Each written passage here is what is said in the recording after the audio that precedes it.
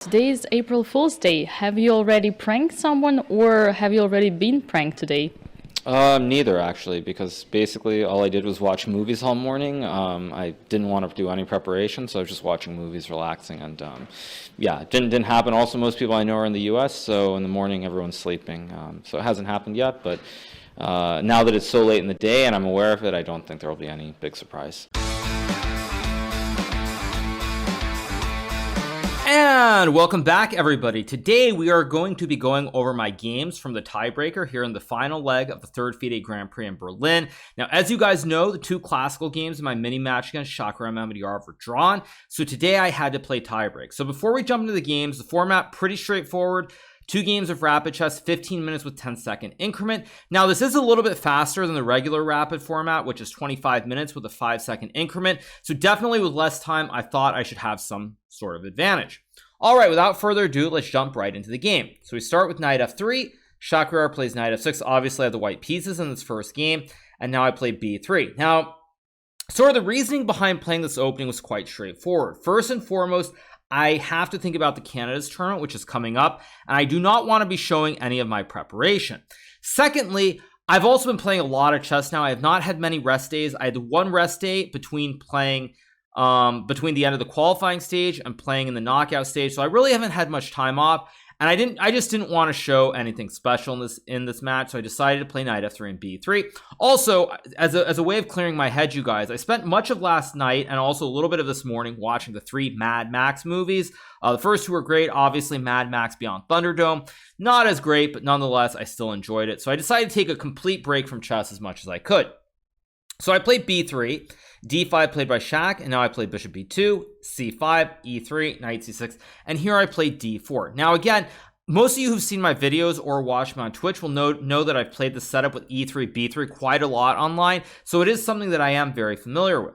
So here I play d4, Shaq goes bishop g4, I play bishop e2, e6, knight bd2, all very straightforward. And now Shaq takes on d4. And it's in this position that I decided to be creative and I decided to take back with the pawn.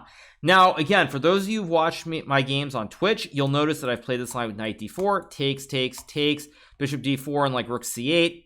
And I've drawn a million games like this, or actually I've won some as well. But this is normally how I play the setup. This time around, however, I thought it would be more creative. So I took with the pawn on d4 to keep all of the pieces on the board and not trade off yet.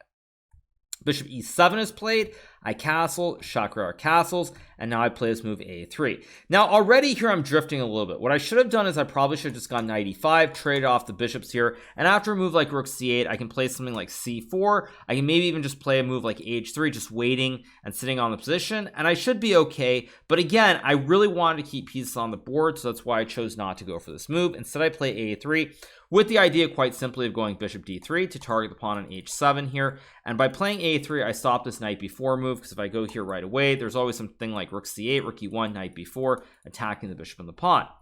So that's why I play this a3 move here, just to stop knight b4.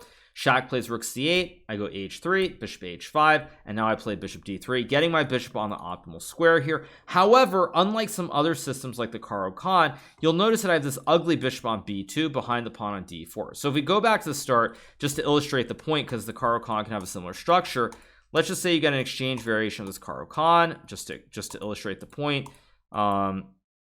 Actually, normally you go like bishop f4, something like this, for example, castles, knight d2, rook c8. If you look at this position, the bishop on f4 is really nicely placed. It's on this long diagonal. There's also knight e5 later. But when we look at this position in the context of this game, you'll notice that right here, this bishop on b2 is not great. This bishop on h5 is fantastic. And the bishop on d6 is objectively much better than the bishop on b2 as well. So black should be completely fine here with no problem. So here after bishop b6, I play rook e1, rook e8, and now I play g4. Now, the reasoning behind playing this move is quite simple. I literally don't care. Or to be more specific, I simply was drifting in this game. I didn't have a clear-cut plan. I didn't see anything obvious, and I wanted to just sort of play moves that felt intuitive. Even though I knew this was not a great move, it felt like the sort of move that I should play just to keep the flow and not end up spending too much time and getting way down on the clock. So I played g4, bishop g6 is played, we trade, and now I go knight e5. And in this position, Shaq plays g5. Now, one thing that you have to keep in mind at the higher levels of chess that's very important is sort of when you're calculating positions, and this applies more so to rapid than even classical, rapid or blitz, I should say. When you play moves and your opponents play moves that you're not really expecting, or moves that you intuitively feel are not the best moves, it sort of gives you a little bit of confidence because you get the sense they're a little bit too tentative. And g5 I felt was not a very good move here. I thought that Shaq should have played queen b6, or even just traded and gone knight d7. And after knight f3, I thought knight c5 with knight e4 and black should be fine. This is one option. Like I said, I think queen b6 is probably the best move. If Shaq had gone queen b6 here, I'm not really sure what I would have done, because if I trade on c6 and he's able to simply take with the queen, my king side is a little bit iffy. I have a weak pawn on c2. There's this huge square on f4 for the bishop, and I suspect that black should be clearly better here. However, Shaq played g5, and it started to give me a little bit of confidence, because I felt that when Shaq played g5, now I have some chances, and I felt that he was being a little bit too tentative with his play. So I go c4 here. Shaq plays knight d7. I go knight d3. Again, I could have traded here as well and probably gone like knight f3, f6, queen d3, and just stack the rooks on e2 and e1. And I probably could have made a draw pretty cleanly, but I didn't really want to trade off pieces, so I went knight d3. Shaq goes knight f8, and now I go c5. Now this is a very committal move, but I felt that at this point black is trying to go knight g6, f4, and if I ever trade and play something like queen f3, for example, I feel that after knight e6 there's a lot of pressure on d4. There's also a knight jumping to f4, and I thought that I was quite a bit worse here. Also, I can't take the pawn on d5 because then there's bishop h2 check, and after takes I lose my queen on d5. So therefore I played c5. Very committal move, but what I'm banking on here is that I can get these pawns marching on the queen side before black can get f6, e5, or even a big king side attack. So Shaq goes bishop b8. I play b4, goes knight g6, and now I play knight f3. And this is also why I felt that this g5 move wasn't great, because long term this pawn can always be a weakness potentially. So Shaq plays f6 here, and as I said, everything hinges upon whether black can get e5 in or whether I b5 first, because everything is aiming towards this very, very critical e5 square. So I play queen c2 here, which I think is a bad move in retrospect, although actually computer says it's the best move, so what do I know? King f7 is played here, and now I play rook e2, and this was sort of the start of going completely wrong. In this position, if I was going to double the rooks on the e-file, I should have just started with rook e3 first, and now for rook h8, rook e1, it's a much better version, because if rook h3, you can take on g5 with a check, and if black plays something like queen c7 here, now I think even b5 and rook e6 with some kind of tactic should be very, very good. However, in the game, for whatever reason, I played rook e2. And this is a big mistake, because now Shaq has a very clever move, queen to c7, or I thought it was a big mistake. Apparently, it's a terrible move by Shaq, because as you guys can see, the bar says it's flat, because here I could have just played a better move. So in the game, I played rook e3 here, and the reason I played rook e3 is because now if I double up the rooks, black has a very nasty move, knight to h4, and with this battery, he's threatening to checkmate me. If I take the knight, there's queen h2, king f1, queen h1 mate, and now if I go rook e3 here, he can just trade, and I think he has queen h2, king f1, and I think it's a bishop f4. Okay, that's good, but computer also says rook h8 or knight e7 are probably better. At any rate, I felt that I'm in some trouble here. So I thought this was a very nice move, because my whole plan was to play rook e1. But sort of as a sign of sort of the way that I wasn't really feeling the position is that I didn't see knight e5 here. I played rook e3. So if I go knight e5 here, if black takes with a pawn, I can take with on g5 with check. And if the king goes back, of course, I capture the knight. And if king f6, I just can go knight h7 and make a draw at the very least. So here black has to play knight takes knight, pawn takes knight, and now I guess after knight f4 here, rook e3, computer says is about equal, but after rook h8 it still feels like it should be a little bit easier for black to play at any rate. However, I decided, well, who cares, I'm going to play rook e3 here and just pretend that I didn't just waste a tempo for no good reason. So Shaq plays rook h8, I go rook e1, and now he plays king f8. Again, rook takes h3 is not a move here, because then I have knight takes g5 check, pawn takes knight, and rook takes rook on h3. So Shaq plays king f8 here, and now I play this move queen to e2. Shaq goes rook h3, and now I take on e6. And again, the computer says that knight e5 was best. Now, one thing that you guys should note is that I'm doing these recaps fresh. I have not looked at the game with the computer yet, so all my analysis is this is the first time I'm seeing this. Now, during the game, I did actually calculate this line, but after rook h6 takes, rook h3, rook h6, apparently after takes, queen f3, queen f7, b5, black is only slightly better here. Now it's funny, because when I calculated this during the game after queen f7, I thought black's just up a pawn here and he should be much, much better. But apparently, as the computer gets more depth, it only says it's about 0.4 better for black. So apparently, I should have done this. Instead, however, I play rook takes e6, the logical move. Shaq goes king g8. Of course, if we were to play a move like rook takes f3, there is a checkmate with rook e8. If takes, queen takes is mate. And if he goes king f7, I have queen e6, which is also checkmate here. So Shaq plays king g8. Now I check. He goes here. Apparently, again, I can play king g2, and after rook h2, king g1, this should be a draw. As you guys can see, a lot of sloppiness here. A lot of things were missed. So I check. I go rook e3. And now here Shaq plays a repetition before choosing to play on with rook h6 here, rather than making the draw with king g8. So he plays rook h6 here, and now I play this move b5. Now it's worth noting at this point in the game, both of us were quite low on time. I think we had about 2 minutes or a little over 2 minutes for the entire game. So it's already getting to this phase where it's very tricky. Now here Shaq plays knight a5, which is a huge mistake. If he had played queen to d7 here, this is winning, because if I go rook e6 here, he has knight to d8 attacking the rook. If I move the rook away, for example, there's check, rook h1, knight g1, rook takes g1, which is checkmate. So I can't go for that. And if I don't move the rook, obviously, like if I play c6 here, black can just trade on e6, and he's up in exchange at the very least. And he should probably be winning after king g8, king f7. Even knight f8, I suspect, is winning here as well. So there are many ways for black to win. But Shaq was getting a little bit low on time here, and he played the very natural knight a5 without thinking, just removing the knight because it was under attack. The problem with this move, however, is now that while the knight is getting a nice outpost here on c4, it's kind of out of place. So just to illustrate it, let's just say we get a position like this. You'll notice the knight really has no squares to jump to from c4 in this position. So knight is completely out of play because it's aiming towards stuff on the queen side, whereas all the action is going to be happening on the king side. So it looks very natural, but it's actually a big mistake. So here I play rook e6. Shaq plays rook h3, and now I again offer a repetition, and he makes a fairly serious error. Maybe this move itself is not the error, but the following move is. He plays rook h4, and now I play queen c2. Now I was very happy at this point to get this move instantly, because all the way back here, all the way back in this position, I had actually seen rook h4, and I was still going to go queen c2, rook g4, king f1, and I thought the rook was kind of a little bit iffy here because it's kind of trapped. The rook really has no squares here, so because of that, I thought that there was going to be play. So I was really happy that in the game, in this position after rook h4, I could blitz out queen c2, because here we had about a minute and a half, and my moves now become very easy, where Shaq's moves become very difficult here.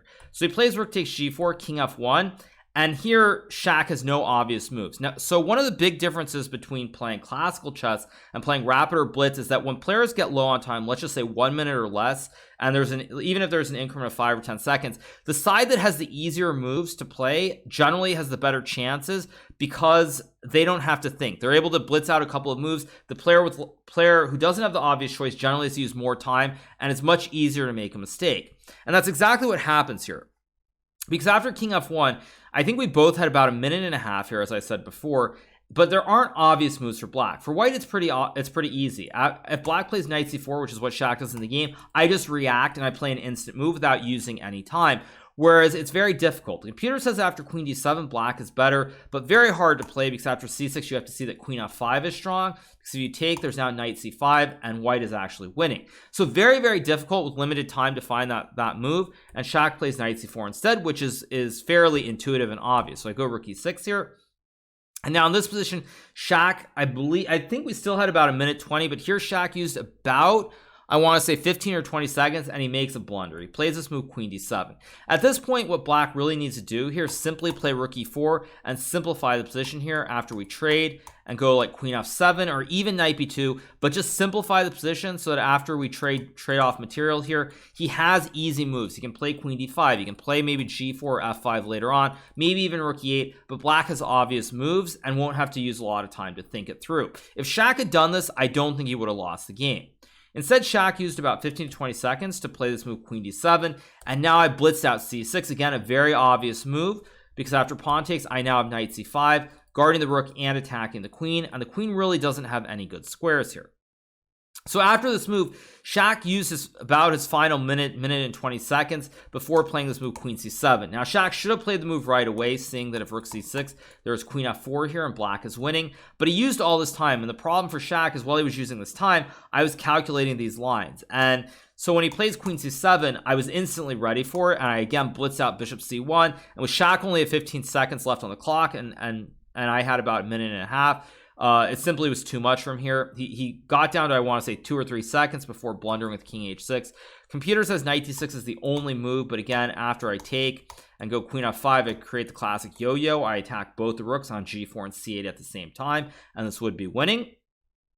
And there really are no other moves because this queen f5 move, this rook is just completely stuck on g4. There aren't really any squares. Even e4 now is covered by the knight on c5. So this rook just has no squares whatsoever, and that's why black loses this game. So Shaq plays king h6, desperation. Now I go queen f5, trapping the rook. And here Shaq resigns on the spot. If he were to play rook, well, let's just say rook to... I don't even know where he's supposed to go. Let's just say rook f4, for example. I have queen h3 check, and after knight to h4, I can very simply take. If he takes with the rook, I can take the rook because the pawn is pinned by the bishop on c1. And if he doesn't go rook f4, I mean, rook h4 is the only try, but now I can simply go bishop takes g5 check. If he takes back, I have queen g6 checkmate. And if he goes back to h7, I can take many ways, but I think knight h4 is simply the cleanest, and I'm just up a whole rook here, and I will win the game very shortly. So after queen f5, Shaq resigns this game. So what are the takeaways from this game? I think there are a couple very important takeaways. The first one is that objectivity is still important in rapid chess and blitz chess, but a lot of what happens is as the game progresses towards time pressure is that you sort of have to play more on intuition and feel. And Shaq, when he made this one mistake with rook h4, rook takes g4, it changed the whole course and the flow of the game, whereas prior to that move, he was the one attacking, he was the one who had obvious moves and I was defending, but as soon as he went for this pawn on g4, he ended up with a rook that was stuck, and the position became simply too hard to play with limited time, and that's why I won this first game. All right, so let's move on to the second game. So obviously, having won the first game, moving into the second rapid game, I only needed to draw this game with the black pieces. So Shaq plays c4, playing the English opening. I play knight f6, he goes g3, play e5, bishop g2, and now I play c6. Now, Fabiano Caruana has played this quite frequently, so I figured when in doubt, try to play like Fabiano. So d4 is played by Shaq, we trade, and now I play this move knight to a6 here. Shaq plays knight c3, and now I play bishop c5, queen d1, castles. Now, I did not prep this before the game, but it's something that I looked at quite recently, so I felt comfortable with the position. I thought it's very easy. You develop your pieces quickly. Eventually, maybe knight b4 and d5, or even knight c7 and d5, and it should be fine. So Shaq goes knight f3. Now, here I play d6, and I really wasn't sure during the game whether I should play d6 or not, or whether I should play this move d5, because after pawn takes knight b4, this is completely fine for black. If white tries to get greedy and grab the pawn, I can trade, and after knight g4, knight to e4, apparently bishop takes f2 is just winning. Now, it's funny because during the game, I saw this position in my calculations, but I only considered a move like bishop b6, and I thought it was good, but I figured I am down 2 pawns here, and if white can somehow consolidate, say he can get something like e3 and king e2, just like that, white is quite a bit better, so why go for the complications super early and have to burn a lot of time versus getting a little bit deeper into the game, still having the time, and being able to make the decision later. So that's why I played d6, although d5 objectively is the best move. So Shaq castles, I play bishop to e6, attacking the pawn on c4, goes b3, and now I play d5 here, trying to break up the center right away and simplify the position. So we trade on d5, and Shaq, of course, plays knight e4. One thing that's important in must-win situations for everybody who's watching is that you want to keep as many pieces on the board. There's nothing particularly wrong with knight d5, but if you keep more pieces on the board, there are more chances of winning the game. So I go bishop e7, he plays bishop b2, lining up the diagonal, and here I used quite a bit of time. I think I used maybe 3 or 4 minutes before playing this move knight f6, which in retrospect I think is a very good practical decision. And the reason that I played it is because after rook to e8 here, after queen d4, f6, I felt like I'm okay here, but I thought there were ideas like knight h4, rook d1, maybe f4, even knight g5 is lurking because of this diagonal, and I just wasn't really sure what's going on. It felt a little bit unpleasant. Peter says queen b6 and black is fine, but it's easier said than done in a rapid game. Once again, as I've alluded to several times, very important to keep some time on the clock rather than end up end up with a big disadvantage unless it's simplifying into something that is an endgame, for example. If you're simplifying to, say, a rook and pawn endgame, there's nothing wrong with using a lot of time at this sort of stage in the game where all the pieces come off, because in a rook and pawn endgame, most of the moves are going to be pretty straightforward. But in a position like this, the middle game, where everything's on the board, if I get way down on time without a straightforward path where I'm not going to have easy decisions, I could lose the game just because of the time situation alone. So here I played knight f6, and the reason I did it is because even though I think white is probably a little bit better here in this position, after I get the double pawns here, I thought that in this sort of position, even if white gets knight d4, I should be okay here with a move like a5. And additionally, I should have easy moves to play. It should not be that difficult, because really the only plans I have, something like c5 to open up the d file, and maybe a4 and put pressure on these queenside pawns. But it's really basic for me to play here, and I'm not going to have to use a lot of time. So Shaq correctly does not go for this endgame, feeling that it's too little. He plays knight e5. We trade the queens, and now I play this move bishop c8. Shaq plays knight d4 here. Knight e5 was also another option I considered here, and after h6, I was kind of curious whether Shaq could play something similar to the game where he sacks on f7 and gets these 4 connected pawns, maybe even a connect 4 with 4 versus 2 on the king side. But I felt that after a move like knight to c5 here, I should be okay, because if he plays e5, knight d5, and f4, I can always blockade with like bishop f5.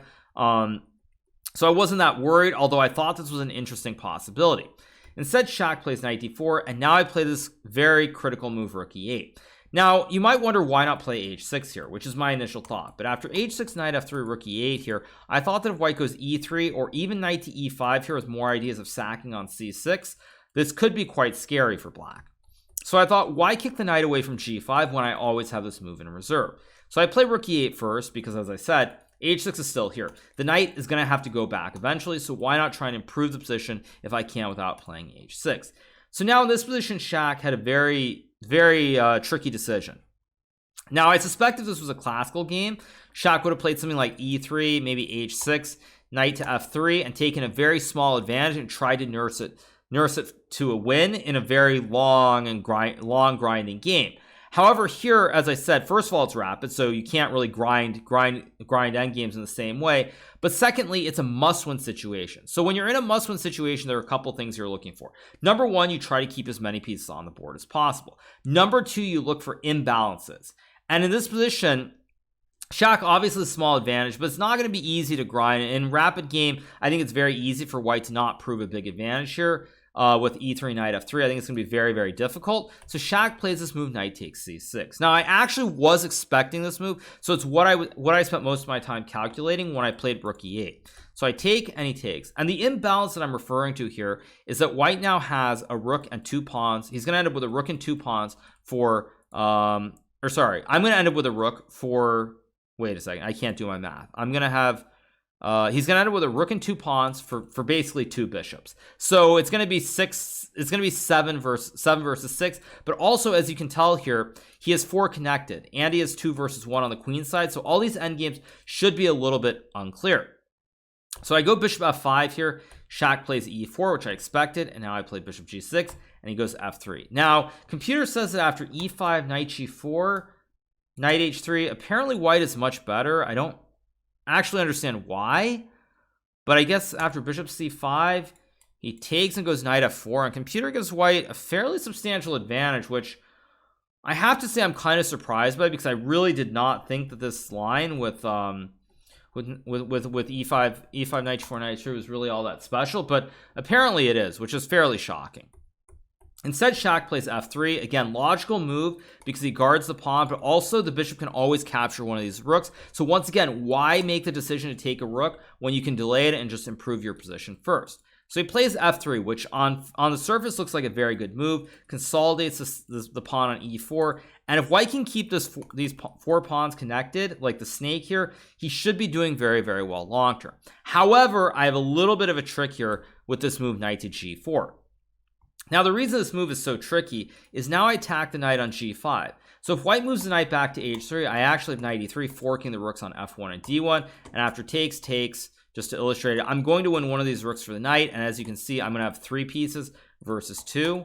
So I have 1, 2, 3, 1, 2, and I'm completely winning here. So white can't really play knight h3. At the same time, if white takes the knight on g4 after bishop takes g5, now suddenly the pawn structure is compromised. White has 3 pawns here, h2, g3, g4, but a weak pawn on e4. Now I actually looked at this line with h4, bishop e3, king h2, and I thought after this move h5 here, I was very slightly worse here after takes, and something like rook d5, bishop g4, although apparently computer says that I'm completely fine, so there goes my evaluation. But I thought I was maybe marginally worse here, but I shouldn't be in trouble because, again, these pawns are really not going anywhere on the king's side, and I have time to bring the knight in. Rook can come to e8, and e4 is a little bit weak. Also, the bishop on e3 guards the a7 pawn. So, like, just to illustrate, say we get some random position like this, I can always go knight c7, and the bishop is always guarding the pawn, so the rook is doing nothing on a5 here. However, Shaq played bishop c1, which I thought was just not the best move if he's trying to win the game, because now I go bishop c5, king g2, knight e3, we trade, goes knight h3, but now I have knight b4, and again, white's able to keep the pawn chain intact here on the king's side, but the knight's out of play, and I always have this f5 move lurking to break the chain.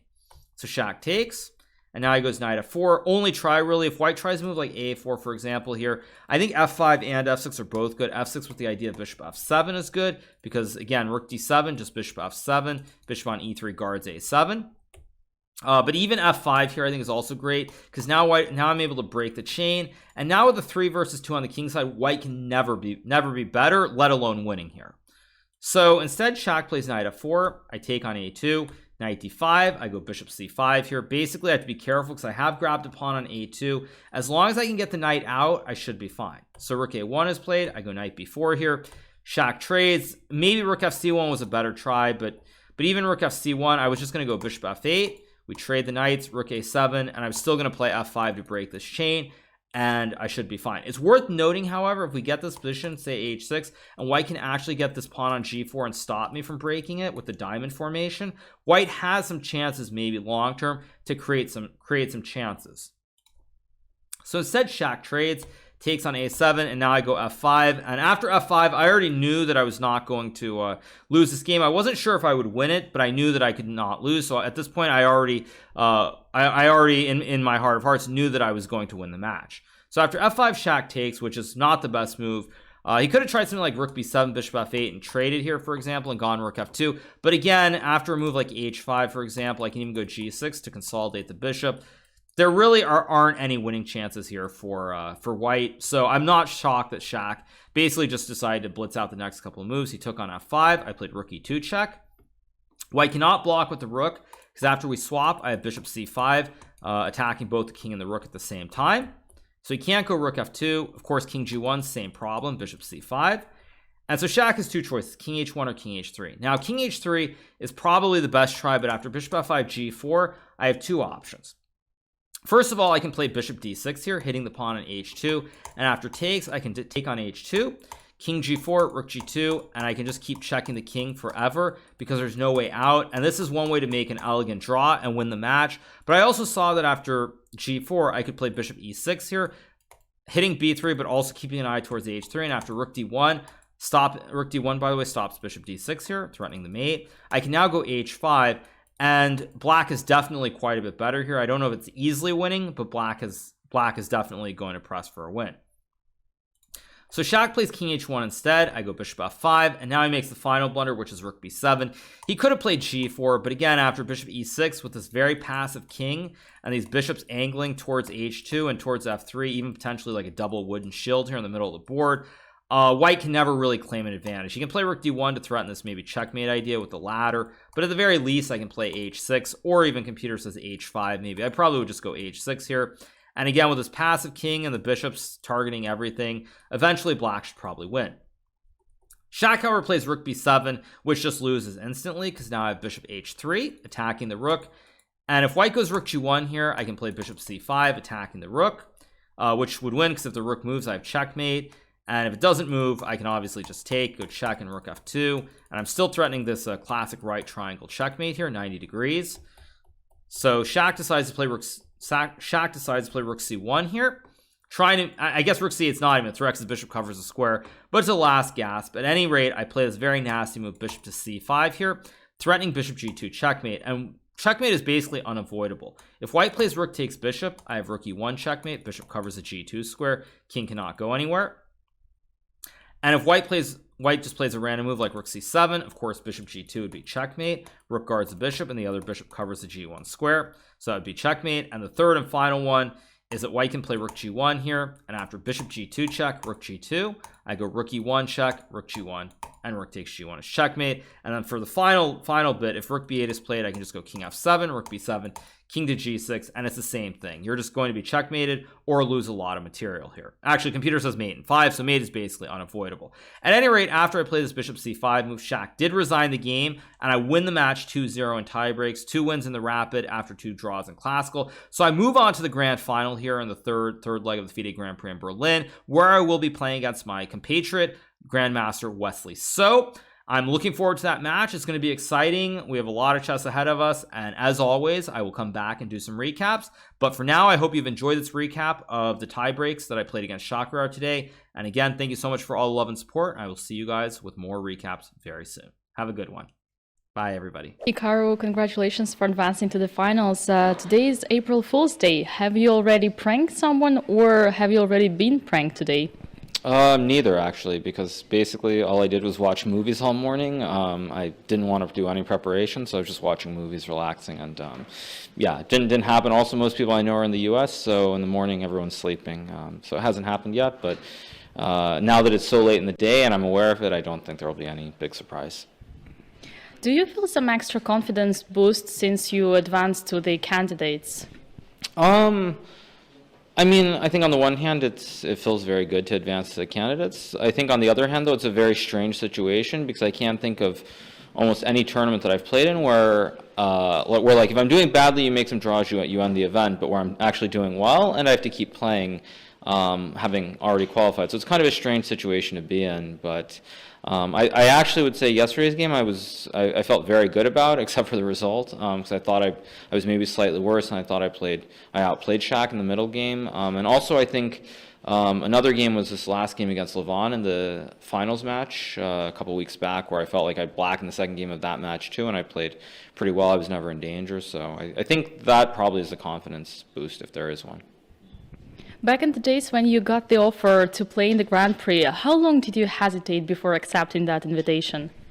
I didn't really hesitate. There were just a couple of things that had to be worked out, but it was never really a question for me. If it was possible to play, then I was going to play. And I think for many people who thought that I was retired or couldn't cut it and I was disappearing into the streamer sphere, definitely that wasn't the case. So I'm just happy to be playing chess, and I'm enjoying it. Looking at your experience, the lessons that you learned back in Moscow candidates, what are those, let's say, lessons that you're going to improve on in Madrid? Well, that would have been a better question if you had asked if I'd qualified in 2019, because I would have been in the same situation as 2016. I mean, I think I've said it before. It feels that a lot of players, and I think you can look at the stats on this, but a lot of players tend to play worse in the candidates tournament because there's a lot more pressure. It's a winner-take-all situation, also very different from just a normal event. In this event, for example, if I play the final and lose to Wesley, I'm not going to be all that disappointed. I'll be unhappy, but it won't be the end of the world. But in the candidates, if you finish second place, you feel like it feels like the end of the world. You think you've done a horrible job. So. Mainly it's pressure, I think, for me, though. As I've said before, I have another job as well on this as well. So I will just try to relax and enjoy it, and we'll see how it goes. Perhaps one more question. Could you please name at least one thing that you gained from working with Kasparov? From working with Gary, I think more than anything, it's the fact that he just has this intuition, this sort of sense where there are ideas to look for something, whether it's a Najdorf, whether it's something like the Nimzo Indian. It's the fact that no matter how old he is, he always has that sense, and trying to find that sense or develop that sense, of course, is quite difficult. So that's probably the biggest thing, is his ability to sort of sense where there were possibilities, even if it wasn't, even if it wasn't completely obvious right off, even with the computer. Okay, well, in any case, very good luck in the finals, and see you soon. Thank you. Hikaru, congratulations. What a match. It was a very interesting, sharp games. What can you say about the first one, the second one? Yeah, I mean, I think the first game obviously was the match, basically. I mean, it was very complicated. I tried to be too creative. I think this whole E takes D4 and G4, I mean, all this stuff was probably way too much. Yeah, I mean, I think Shaq had good chances to win that game, but we got low on time, and then he made this one, I mean, it's not a mistake, I think, but this rook h4, rook takes g4, and suddenly the rook gets trapped, and then you have no easy moves, and I mean, with the minute on the clock, I think it's just too hard to play. So I was a little bit lucky, and I mean, okay, second game, I think was pretty balanced, so it happens. Yeah. Shahriar, your comment, did you feel that you were better in the first game? Of course, but for this reason replace draw. I mean, rook. You decided not to repeat. No, but okay, I mean not repeat because I think looks very good for me. But I understand somewhere is winning, but I don't know how. But this looks very bad king, and very good attacks, and I can't find how to win. But it's normally it looks like winning position for black. But okay, I mean, after maybe in last moment, maybe when I played king g8, king h7, it was better to draw. If I don't see how to win, it's position like if you not win, you will lose. Yeah, like saying because if not mate is white is okay. I mean, for this reason, maybe it was better to actually draw in first game to play normal chess in second. But I want to play good first game. I see it's my chance. But it was a mistake. The first game and the second one, you still managed to get some, I think, good promising position. About second, okay, it looks white is slightly better after bishop c8, but I don't know. I don't want to play very slowly. I mean, I just want to see take c6. Okay, of course, in classical chess, I never would take this c6 pawn, but in rapid and blitz, I think it's okay to change, and it will be some different position to play for win, but it was also a big mistake.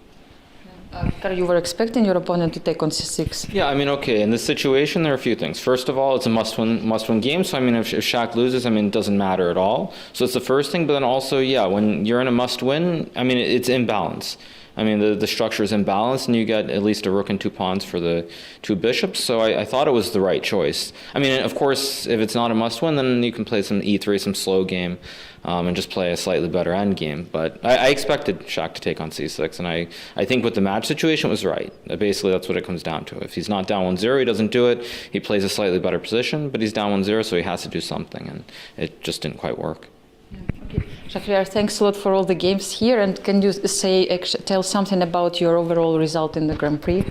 Okay, I played absolutely different chess. I think I am only chess player in Grand Prix and it's not lose one game. I mean, I played all draw and win one game. I played very solid chess in both Grand Prix, I mean first and second. And for this reason I just play, I mean, I don't know, 10 or draw, I mean, and just one win. And normally I played good in Grand Prix, but in this Grand Prix I played not very well. But okay, I mean, still it's good chess, good event, good tournament. And finally I want to congratulate Hikaru and Richard Rapport and wish all the best in candidates because it was very good tournament. I mean, it was very nice to see how Hikaru back chess. Okay, his form is not beautiful, not very good, but I mean, to lose him in final games, but he played very good and he deserved it, I mean, to play in candidates. Okay, I mean, I hope next season, next candidates, I will back. Yeah, for sure. We also hope you will be back. Hikaru, my congratulations, you are in the final. What do you think, whom do you prefer for the final now, still that the match is not over? Yeah, I mean, Wesley's going to win. I mean, he was completely lost in the first game, turned it around and won, so I mean, I expect to play Wesley, and okay, I mean, we'll see. But okay, it just means I have to go prepare, and I mean, already it's kind of annoying, because for some days now, my mind is somewhere else, but that's life. Hey, Hikaru, how's it going? Hey, how you guys doing? Pretty well, yeah. What are your overall feelings about the tiebreak today? I mean, I think there are a couple of things. Obviously, I think first and foremost, why am I saying obviously 20 times? First and foremost, this first game really was the match. What happened at the end of the game, where we both had about a minute or 2 minutes left, and we're both kind of just trying to find moves, symbolized everything. I think that overall, I was relatively happy with my play in the second game. The first game, of course, I was very loosey-goosey, relaxing, sitting at the table, eating a sandwich, all the usual stuff. I mean, playing this E takes D4 and G4 later was way too much.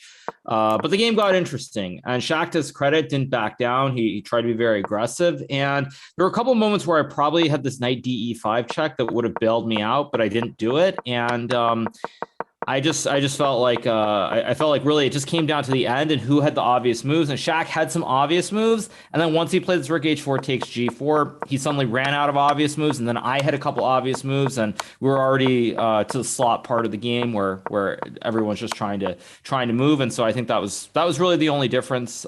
Second game, obviously, Shaq made some questionable decisions, but he had to win, so you can't fault him for that.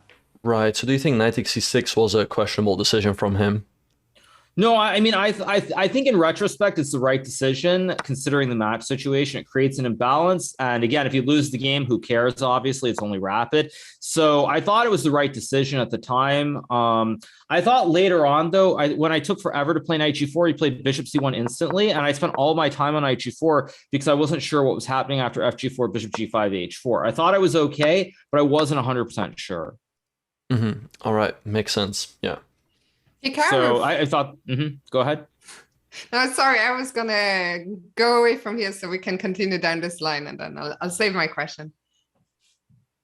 Oh, okay. Yeah, but I guess here you just can give a check and maybe capture this pawn over here or something, or... Yeah, no, I mean, I go bishop e3, king h2. I think I have to play h5. I thought bishop takes e4.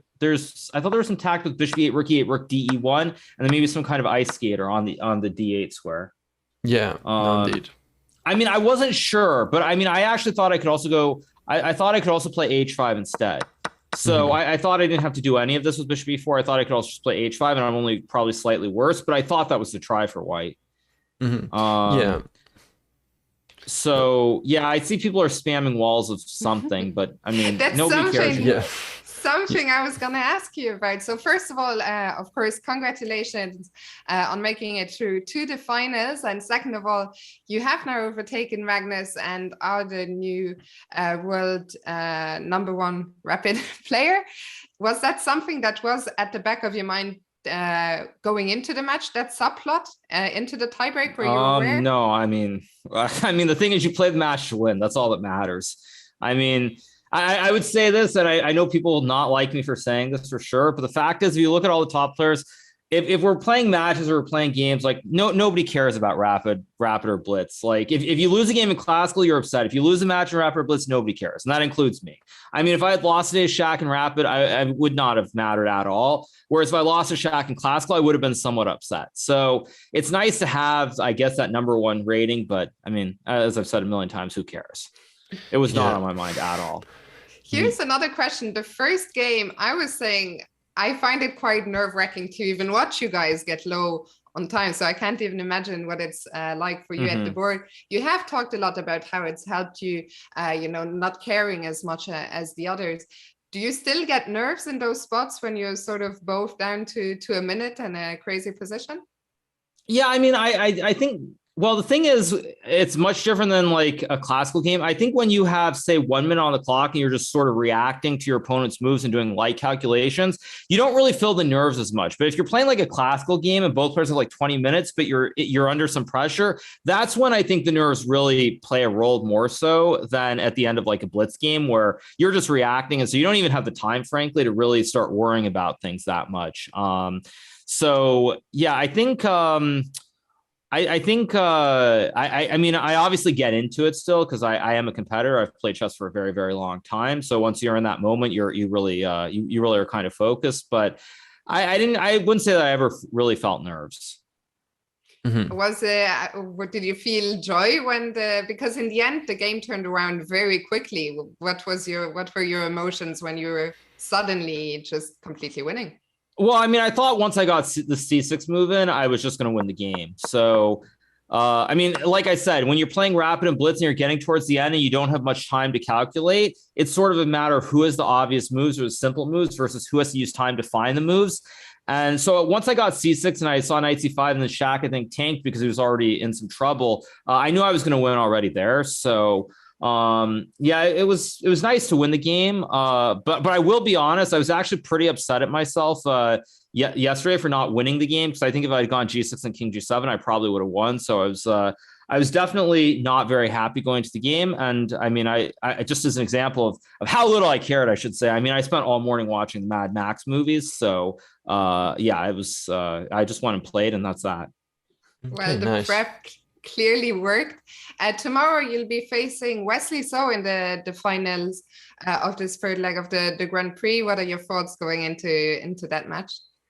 It's going to be interesting. I mean, first off, because I'm curious whether Wesley wants to try to double dip and play this event and play in the Rapid Chess Championship or not. So that's the first thing that's going to be kind of interesting to see, because obviously both of us have a shot to double dip and get our prize money here, but also then win some money in the Rapid Chess Championship, which is a hefty amount of money too. So it's going to be kind of interesting to see what happens. But I've played Wesley 50 million times already in the last couple of years.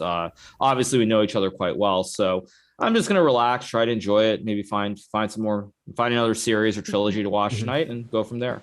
Nice. And do you already know what Sorry, color you have tomorrow? Do you know what color? Are you asking me? I don't Yeah. know what color I have. Okay. Yeah. No, I mean, that's what I did. I just watched movies all morning. Just watched the 3 Mad Max movies. Just yeah, it's good stuff. So we'll see what my plan is for the next couple of days. But at any rate, it's good to get to the end, obviously, and a tournament with a knockout. And yeah, just take it one game at a time. Today is a relatively early finish. It's now 5 p.m. in Berlin. What are your plans for the night? Is it going to be more movies and dinner, or? Yeah, I mean, I'll get dinner. I'll obviously do a YouTube recap. I'll study for Wesley once I know the color. But yeah, we'll see. We'll see. We'll see what happens. But again, unfortunately, since I made it to the final, it means that I will have done basically zero sightseeing while in Berlin over these these 2 tournaments. It's been like 3 weeks each, basically. So over these 6 weeks, I won't have seen anything in Berlin, which is kind of sad. But hey, that's life. Sure, there will be other opportunities. But Hikaru, thank you so much for joining us. Congratulations once again on making it through. Best of luck for the finals. And yeah, I think that's it for me. I don't know, Benjamin, if you have any other questions. No, I think you guys pretty much discussed everything. So yeah, good luck in the finals, and yeah, hope that maybe the RCC works anyway. But of course, the finals, of course, the most. I mean, important. who knows? But I'm all about the content. That's what I'm here for. And I know there are people in chat being like, oh, he's so arrogant, like he doesn't study for his games, blah blah blah. But again, I mean, I think the thing people forget is that when you play so many players in both the qualifier, but then also in the matches, like you spend so much time studying that sometimes your brain needs a break from it all. So yeah, that's just how it is. But at any rate, I think it's going to be fun playing against Wesley. I think I've played Wesley online again a million times, but I don't think I've really played him much over the board since 2019. And it's gonna be fun to have a classic K Kona final. And yeah, may the best American win.